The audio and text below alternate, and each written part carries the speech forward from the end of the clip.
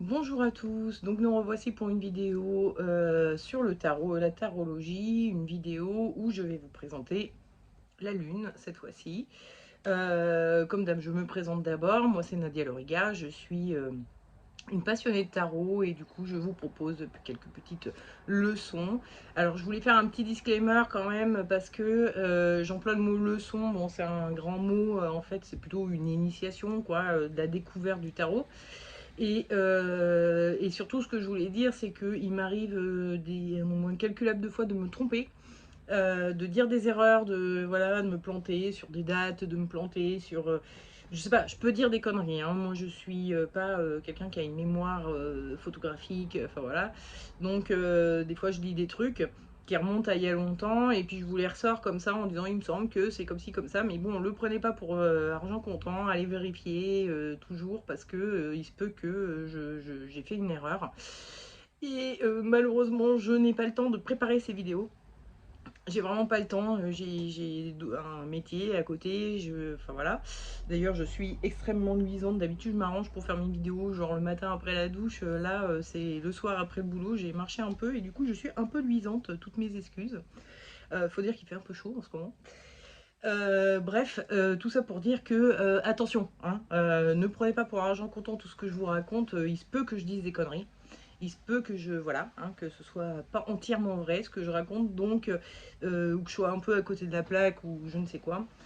Pour ceux qui me suivent, vous avez dû vous rendre compte quand même que bon, il y a des fois, je suis pas franchement sûre de moi dans ce que je raconte, parce que ben voilà, j'ai gardé en mémoire vaguement une information, mais peut-être que je l'ai un peu déformée ou que j'ai pas tout le détail et du coup je me plante sur un détail ou sur tout. Enfin bon voilà.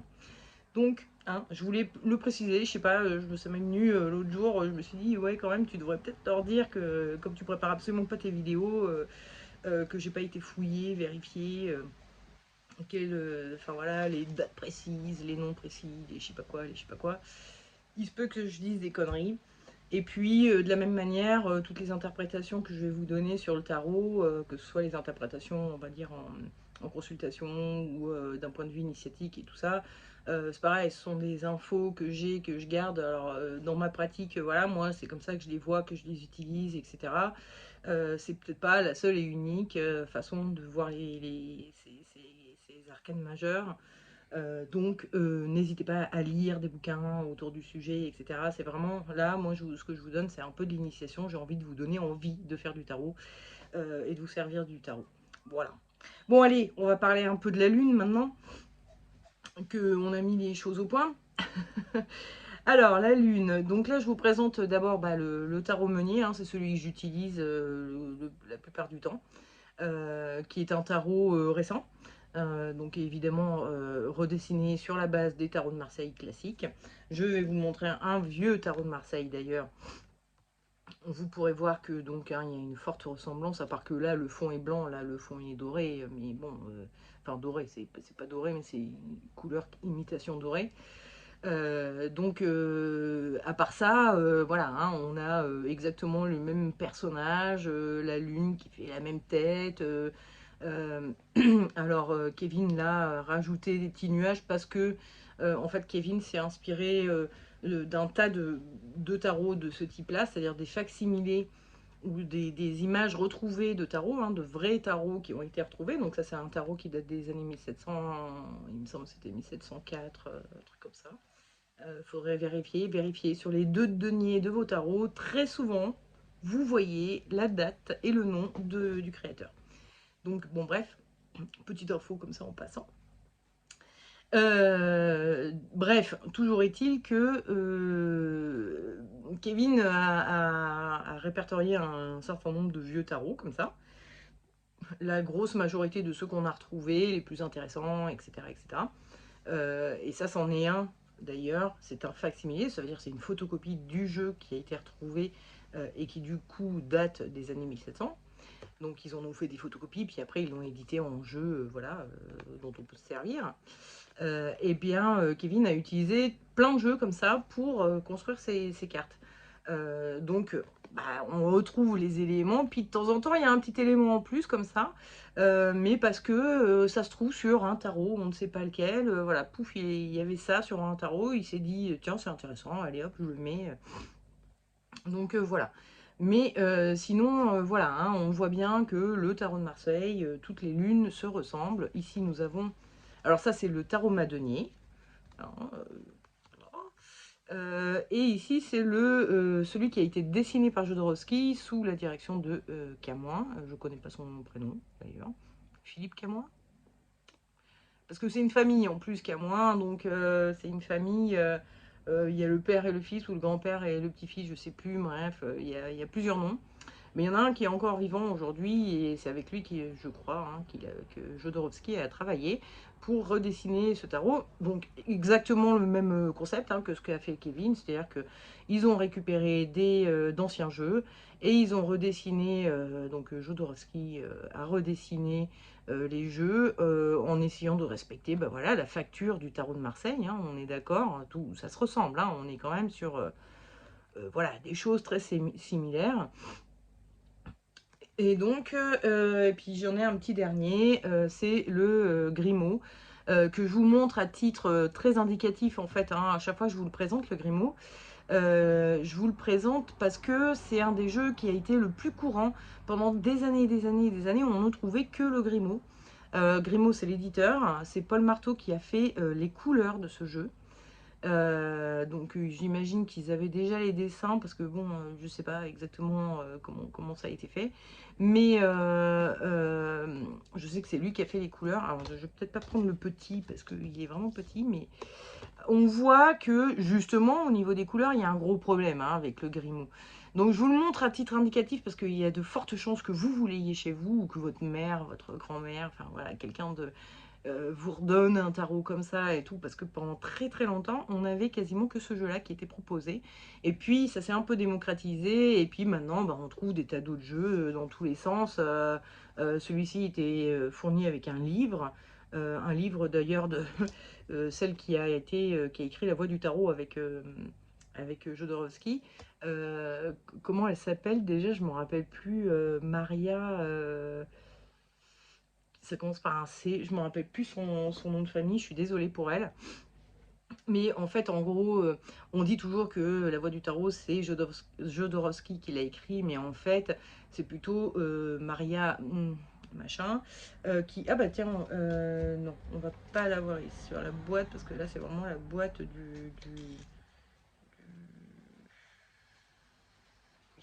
du jeu en lui-même, quoi. C'est pas... bon, bref, peu importe son nom, et je suis vraiment désolée, comme quoi, hein, vous le voyez, je ne bosse pas mes vidéos. Bref.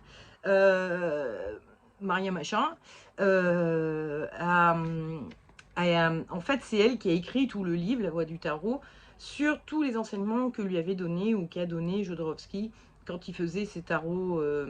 Vous savez, Jodorowsky, il allait dans un bar et puis il faisait des tirages de tarot aux gens qui passaient par là, qui étaient très souvent associés à de la psychomagie, hein, parce qu'il fait faire ça pas mal aussi. Excusez-moi, j'ai chaud, j'en profite. Jodorowsky, il donnait des petits actes psychomagiques à faire. Les gens arrivaient avec une problématique, genre je suis trop timide. Jodorowsky faisait quelques tirages et tout, puis discutait avec la personne. Il faisait déjà beaucoup plus, c'était pas vraiment de la voyance, hein, il était vraiment dans du tirage psychologique. On va essayer de travailler sur tes problématiques, etc. Donc plus une forme de coaching au final.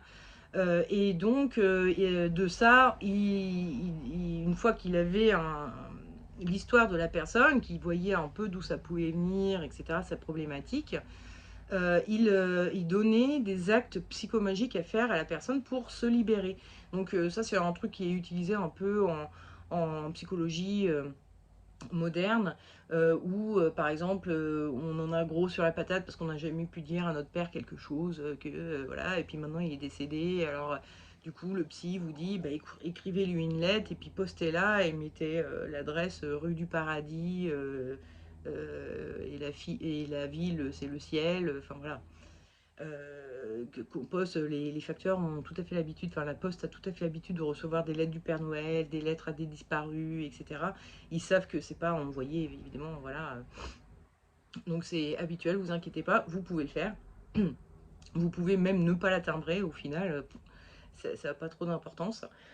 Mais vous avez posté votre lettre, quoi. Vous voyez un peu le principe de la psychomagie, un peu c'est de, de faire un acte concret, hein, dans le réel, dans le physique, qui va pallier à ce qui vous manque, quoi, hein, qui va faire que vous, ben, ça c'est fait. Voilà, ça c'est fait. Maintenant, vous avez plus en vous ce truc de j'ai pas pu lui dire. Et bon, évidemment, ça s'accompagne un peu du fait qu'on pense que les disparus vont entendre ce qu'on leur dit dans la lettre, quoi. Bon. Mais en attendant, même quand on n'y croit pas, hein, il y a des psychologues qui sont sûrement très terre à terre, qui utilisent les actes de psychomagie comme ça, il n'y a pas de souci, quoi. Et donc voilà, Jodorowsky faisait faire beaucoup de trucs comme ça, avec le tarot. Voilà, je sais plus pourquoi je me lançais là-dedans, parce qu'à la base je parlais de Grimaud, que c'est moche. Hein, c'était surtout ça que je voulais dire. Donc je vous le montre vraiment à titre indicatif, le Grimaud, donc colorisé par Paul Marteau, parce que il est vraiment pas beau, quoi. On voit que, alors dans le Grimaud, nous n'avons que 4 couleurs. Ici, il y en a un peu plus. Vous voyez qu'il y a du vert, du orange, il y a du bleu ciel. Il n'y a pas ici. Là, il y a vraiment que chair, bleu, rouge et jaune. Et puis évidemment le blanc et le noir qui fait les contours. Hein, mais il n'y a pas de couleur noire sur les choses. C'est juste les contours qui sont en noir. Et puis, bon, typiquement, bon, voilà, hein, l'écrevisse, on la voit plus vraiment là.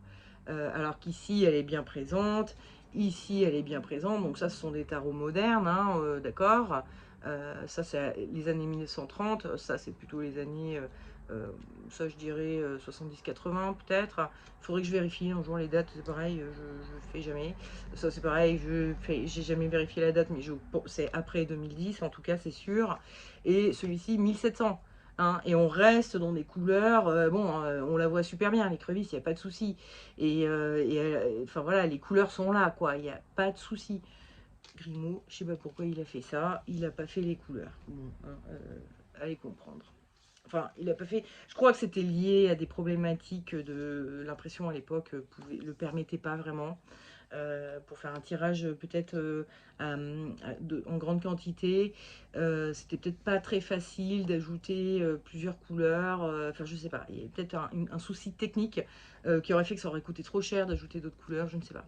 Mais bon, toujours est-il que il est quand même super moche. Vous pouvez très bien vous en servir, il n'y a pas de souci, c'est pas le problème.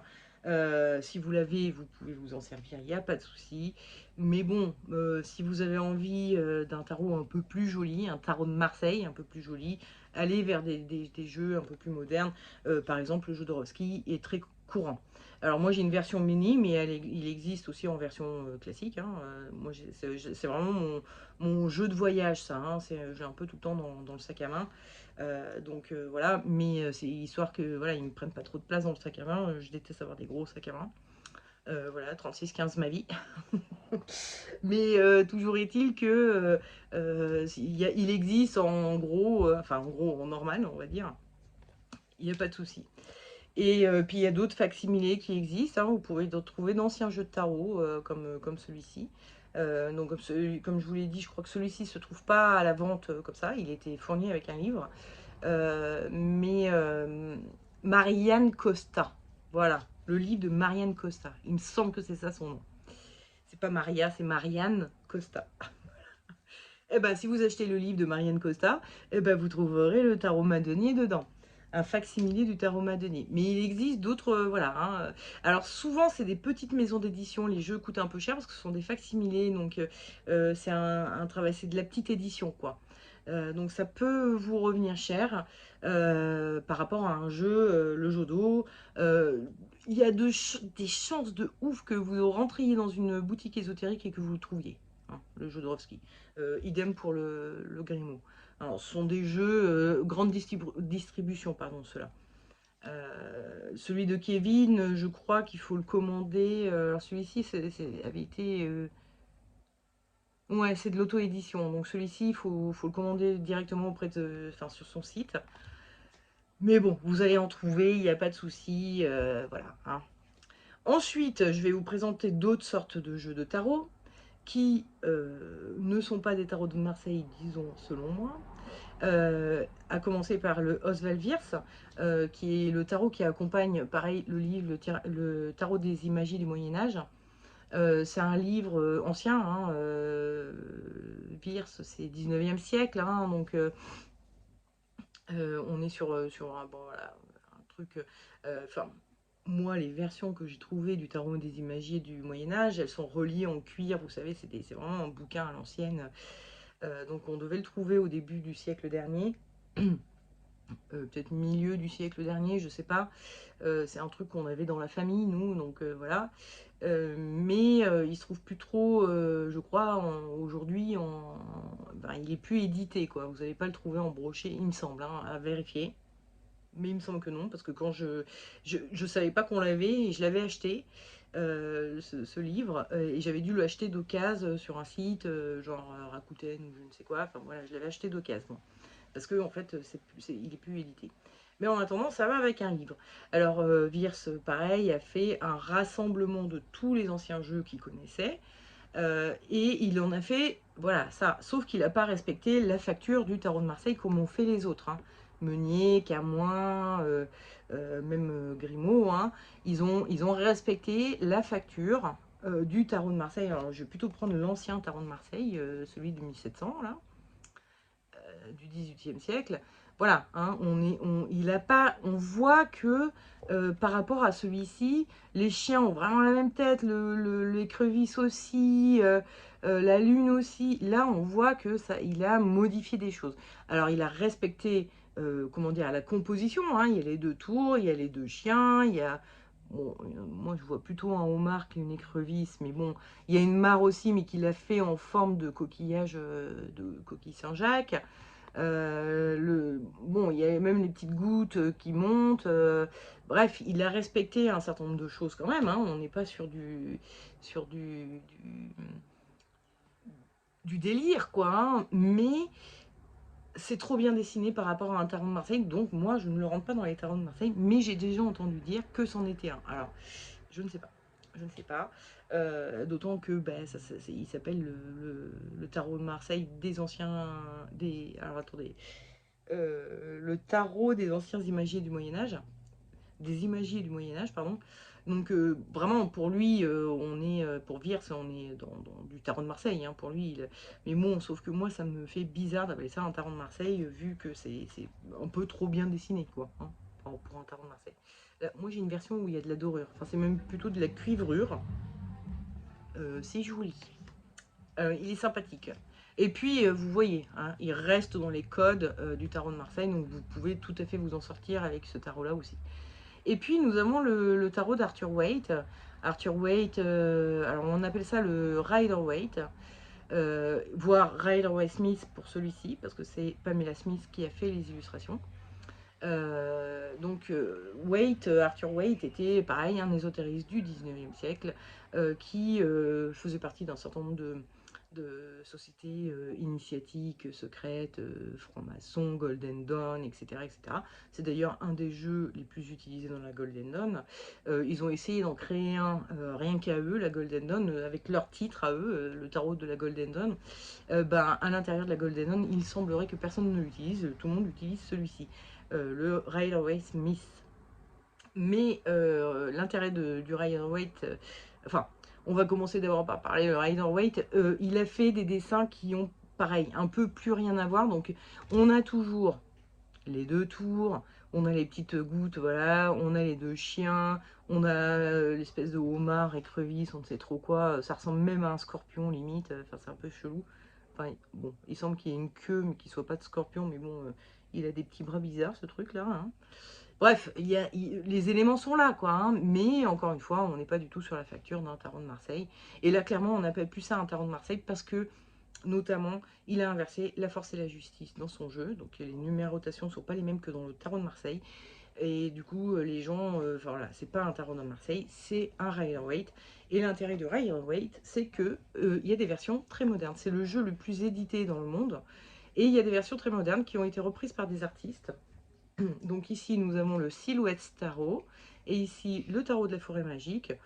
qui sont 2 jeux que j'ai moi, mais bon, vous allez en trouver des milliers et des milliers, des tarots avec des chats à la place des personnages, des tarots avec des anges à la place des personnages, des tarots sur la thématique de la nature, des tarots sur la thématique de, je sais pas, du steampunk, enfin, vous allez trouver vraiment de tout. Il y a énormément, énormément d'artistes qui sont inspirés du Rider-Waite-Smith pour faire leur version à eux. Et donc, bah, où on va retrouver pas mal d'éléments aussi, hein. Donc là, on a la lune. Le paysage fait beaucoup plus nocturne ici que là, hein. Là, on voit, c'est bizarre hein, quand même. Mais bon, bref, on a les 2 tours, on a l'écrivisse au milieu avec, bah, donc, hein, vous avez vu dans le Rider-Waite, une eau qui arrive dans un lac, quoi, une eau qui vient de la montagne et qui arrive dans un lac. Bon, bah là, c'est pareil.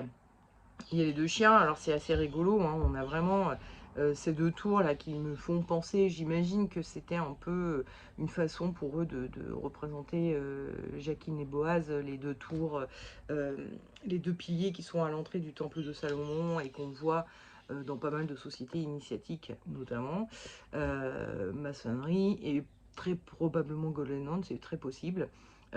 C'est très possible, je connais pas, hein, j'en fais pas partie, mais j'imagine que oui, parce que lui, faisant partie de la Golden Dawn, a ajouté ça, notamment sur la papesse, où il a mis Jacqueline donc, et Boaz, qui sont vraiment voilà, hein, les deux piliers. Donc, est-ce que c'est ça qu'il a voulu représenter avec ces 2 tours? C'est possible.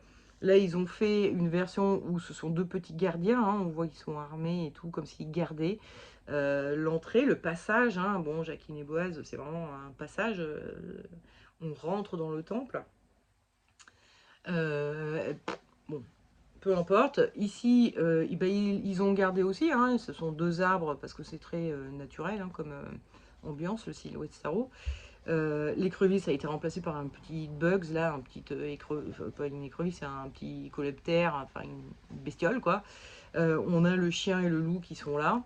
Qu'on retrouve ici, hein. On voit vraiment qu'il y a un chien genre teckel hein, et un loup qui doit être un peu un loup nain parce que si ça c'est un teckel, mais c'est peut-être un épagnol plutôt, hein. Voyons un épagnol plutôt. Ok. Mais bon voilà, hein, on a des artistes qui ont fait des versions du Rider-Waite-Smith à leur sauce. Donc des Rider-Waite machin machin, hein. Là ce sont 2 artistes, je crois qu'ils sont chinois tous les 2, donc je vous raconte pas les noms, je les retiens jamais. Donc je peux pas vous le dire, mais vous allez en trouver plein des artistes qui font ça, de tout poil, de tout style, donc voilà, hein, si ça vous plaît. Et puis le deuxième intérêt de Rider-Waite, c'est que les mineurs sont illustrés, donc ça vous permettrait d'utiliser le jeu dans son entièreté, parce que quand les mineurs sont pas illustrés, ben, c'est un peu plus, comment dire, on a un peu plus de mal à rentrer dedans, un peu plus de mal, et donc la plupart des gens n'utilisent que leurs arcanes majeures, et puis ils mettent de côté les mineurs. Vous allez voir que dans certains jeux, attendez, est-ce qu'on va voir par exemple ici, voilà, hein, là ce sont les mineurs de mon tarot madonier et les majeurs qui sont ici, on voit qu'il y a une différence de... Et encore, je ne l'utilise pas énorme, hein, donc celui-ci, mais on voit quand même qu'il y a une différence. Celui-ci a été quand même nettement plus manipulé, celui-ci, il est comme neuf, quoi, hein. C'est vraiment... cette partie du tarot, et comme neuf, je ne l'ai quasiment jamais touché. Parce que, outre ben voilà, les cartes de cours, il n'y a pas les mineurs ne sont pas illustrés, hein, donc voilà. Hein, allez... vous imprégner de cette carte-là pour en sortir quelque chose à dire à votre consultant, c'est plus compliqué. Je vais en profiter pour vous montrer le 2 de denier dont je vous parlais tout à l'heure, parce que c'est le seul jeu dont j'ai les mineurs sous la main dans les tarots de Marseille. Donc vous voyez, hein, on a le quartier du prince 1700. Alors attendez, on va recommencer dès le début. C'est Pierre. Alors, il y a Pierre. Hop. Non, si, ça marche. Madenier, quartier du Prince. Comment ça écrit? Non, c'est comme ça, du Prince. C'est vraiment fait tordu. 1709, voilà, hein. Bon, donc j'avais faux, c'était pas 1704, c'était 1709. Mais bon, tout ça pour vous dire que très souvent sur vos jeux, vous regardez le 2 de denier de votre tarot, quoi, enfin, qui accompagne vos arcanes majeures. Et ben, très souvent, vous trouverez la date et le nom du quartier. Bref, petit aparté. Donc, passons un peu au côté ésotérique et initiatique de la Lune. Euh, donc, comme je vous le disais, il y a ces deux tours là qui pourraient être des symbolisations de Jacqueline et Boaz, peut-être. C'est pas, bon, voilà, j'en suis pas sûre et certaine. Je ne me rappelle pas avoir lu des trucs comme ça, mais en même temps, je ne me rappelle pas de grand chose de ce que je lis, donc c'est compliqué. Enfin, du moins, je m'en fais une synthèse, je garde que ce qui m'intéresse. Et là, en l'occurrence, ça ne m'intéresse pas outre mesure, donc voilà. Bon, après, la Lune, on a cette notion-là avec l'écrevisse aussi. C'est une carte de changement qui va parler du fait que la vie fonctionne par cycle. Hein, donc voilà, on a des hauts et des bas, on a enfin voilà, les choses fonctionnent par cycle, telles que la Lune, hein, qui croît, décroît, et on ne la voit plus, et puis après elle recroît, elle redécroît, et ainsi de suite. Donc il y a vraiment ça. Et il y a le côté mutation aussi, qu'on voit avec cette écrevisse. Hein. L'écrevisse, c'est un animal qui perd sa peau régulièrement, elle mue. Euh, et la Lune parle souvent aussi des cycles menstruels, elle va parler des cycles de naissance, parce que voilà, c'est très associé à la Lune. Vous savez que la gestation n'est pas de 9 mois, mais de 9 lunaisons, en fait, pour un être humain. Donc c'est pas 9 mois pile, on est plutôt sur 2 mois et demi en fait, c'est 9 lunaisons, en fait, une gestation humaine. Donc voilà, hein, on va être sur ces notions de la mutation, le changement, les choses qui bougent, qui sont cycliques, etc.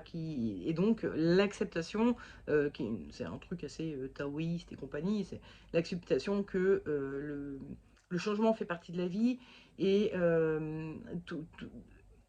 enfin voilà, je parlais de taoïsme parce que c'est vraiment le principe du Yiking. C'est le livre de Yiking s'appelle le livre des transformations ou des transmutations. Euh, c'est euh, c'est vraiment un jeu enfin toute une pensée, le taoïsme, qui est basé sur le fait que rien n'est immuable. Tout change, tout bouge, tout naît et meurt, voilà, tout se transforme en permanence. Et donc l'humain aussi et l'esprit humain, la spiritualité humaine est là pour ça, hein, accepter les changements, accepter le fait que ben, voilà, la vie n'est faite que de mutations, que la seule chose qui reste immuable, c'est le fait que tout change et tout bouge tout le temps. Voilà. Donc voilà, hein, d'un point de vue initiatique, on va beaucoup parler de ça, de la mutation, de la transformation. D'un point de vue initiatique, effectivement, on peut faire peau neuve après une initiation, donc ça peut parler de ça aussi. Et puis voilà. Après, d'un point de vue interprétation, la Lune, alors on va regarder d'abord visuellement ce que l'on voit, qui va nous donner des réponses sur du concret. On n'est pas sur du ressenti, sur du vécu, on va être plus sur le concret. Alors on voit bah, déjà des animaux, hein, il n'y a pas d'humains sur cette carte, donc ça va parler du monde animalier, du monde sauvage, ça va parler du fait d'avoir des chiens. Ça va parler du fait d'avoir des animaux de quel qu'ils soient, quoi, on va dire en général. Euh, on voit que les chiens ont l'air d'aboyer.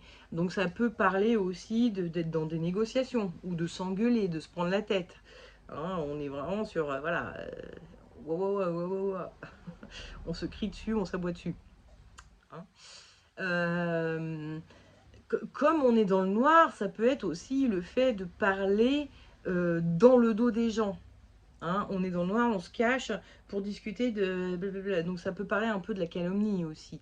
Comme on est dans le noir, on peut parler aussi on est dans le noir et en plus on a deux maisons qui sont là et on se voit à l'extérieur de nos maisons. Donc ça peut parler aussi d'avoir des relations cachées. Vous voyez, des relations occultes, des relations. Alors ça peut être des relations occultes dans le sens, pas, une société secrète ou quelque chose comme ça. Mais on pense souvent surtout au fait de tromper sa femme, hein, tout bêtement, ou son mari, enfin bon, bref, de tromper la personne avec qui on vit, d'aller voir quelqu'un d'autre dans un terrain neutre, entre guillemets, à l'extérieur de sa maison à lui ou à elle et la nôtre, pour se retrouver en terrain neutre, donc genre à l'hôtel, quelque chose comme ça. Euh, voilà, hein, ça va parler des relations adultérines, mais qui peut être aussi les relations cachées en général. Ces deux maisons aussi vont pouvoir nous faire penser à du déménagement. Hein. On est sur une carte de changement, de mutation, ça bouge. Hein, et on va d'une maison à l'autre. Donc ça peut parler de déménagement, de façon, voilà, hein, sur des choses concrètes. Donc si votre question c'est est-ce que je vais déménager le mois prochain, est-ce que ça va se faire par exemple, parce que vous avez trouvé la maison, il n'y a plus qu'à attendre que le prêt soit accepté ou je ne sais quoi, et ben oui, ça vous dit oui, a priori, il y a un mouvement, il y a un déménagement, un changement de maison. Euh, D'un point de vue concret aussi, on est sur un paysage où on voit, bon, il y a de l'eau ici, et on voit des gouttes qui montent. Et sur les anciens tarots aussi, c'est comme ça. C'est vraiment des gouttes qui ont l'air de venir d'en bas et de monter. Hein. On n'est pas. Alors, je vais vous montrer la carte d'après, c'est le soleil. On voit là que ce sont des gouttes qui tombent. Elles sont en train de tomber. Là, on a l'impression qu'elles montent. Comme si l'eau environnante était en train de remonter en vapeur et faisait un brouillard. Donc, c'est une carte, déjà par le fait qu'il n'y ait que des animaux, elle peut sembler difficile à interpréter. Et c'est effectivement une des interprétations possibles, c'est le flou. Ici, c'est le flou, c'est le brouillard, on n'y voit pas clair, on ne sait pas où on va, on ne sait pas où on avance, on ne voit pas ce qui se passe, quoi. Donc ça peut être une des interprétations possibles, c'est de dire Après ça dépend encore une fois de la question que vous posez. Si la question c'est comment telle personne se sent vis-à-vis de telle situation et qu'on sort ça, ça peut être il y voit pas clair, il voit pas où il va, il sait pas où il va, il se sent pas à l'aise quoi avec ça. De fait, hein. A priori, quand on voit pas, après, il faut pas présumer. Hein. Il y a des gens qui peuvent être très contents de ne pas savoir où ils vont, mais très souvent c'est perçu comme étant désagréable. Et après, quand on est dans le vécu, si on essaye de vivre la carte, alors c'est très compliqué parce qu'il y a que des animaux. Donc comment vous allez jouer ces animaux, ça va être compliqué pour vous. Vous n'allez peut-être pas vous mettre à quatre pattes. Donc, et puis faire waf waf, enfin moi c'est un peu chelou quoi. C'est pas sûr qu'en plus vous ressentiez bien les choses parce que vous n'êtes pas des animaux, donc vous ne pourrez pas vivre les choses telles que les vivraient les animaux. Mais si vous vous mettez on va dire, vous fermez les yeux et vous imaginez, vous êtes dans la nuit noire, vous ne voyez rien, il y a du brouillard, vous entendez des animaux qui fouissent dans l'eau, qui fouissent sur la terre, des cris d'animaux, etc. Imaginez-vous dans cette situation-là. Je peux vous dire qu'a priori, vous allez avoir les pépettes. Hein. Vous avez sûrement envie de fuir, mais vous n'y voyez pas très clair, vous ne pouvez pas fuir, et vous devez être un peu terrorisé. Et avoir vos sens, si on va un peu plus loin, après vous vous dites, bon ok, il y a des animaux qui sont dans tous les sens, quand vous avez perdu la vue, vous fermez les yeux, et du coup, surtout dans le noir, dans quelque chose un peu inquiétant comme ça, vous êtes à l'affût du moindre son, de la moindre du moindre petit indice qui pourrait vous dire qu'il y a une bestiole à côté de vous, quoi, en gros. Hein. Donc, ou alors, vous essayez de voir à travers la nuit noire pour voir s'il n'y a pas une branche qui vous arrive en pleine tête pendant que vous marchez, quoi. Donc, il y a vraiment cette acuité qui se fait du fait d'avoir perdu un sens et qui peut parler du fait d'avoir des intuitions. C'est aussi un des principes de la lune en elle-même, hein, c'est l'intuition. La lune est l'astre qui va être le plus relié à l'intuition en astrologie notamment.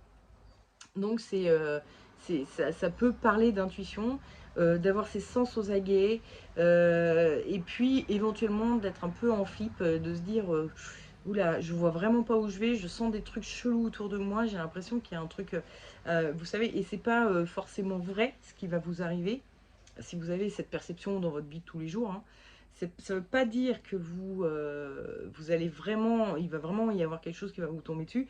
C'est juste que vous êtes dans un état qui vous met, qui vous fait croire que il y a des choses qui sont en train de vous rôder autour et que ça va vous tomber dessus à un moment donné. Voilà. Alors, petite précision à faire sur cette carte aussi. Euh, Regardez bien la lune et dites-moi si c'est bien normal d'avoir un éclairage comme ça autour de la lune. C'est quand même un peu strange. Et en fait, on peut penser, vous le voyez aussi, c'est le cas sur tous les jeux hein, de tarot, même, hein, vous le voyez, Waite, enfin Smith l'a laissé dans son tarot du Rider-Waite-Smith, Wirth aussi dans son tarot des images du Moyen-Âge. Bref, il y a vraiment ce truc, il y a vraiment une lumière qui est très puissante autour de la Lune, ce qui est quand même bizarre.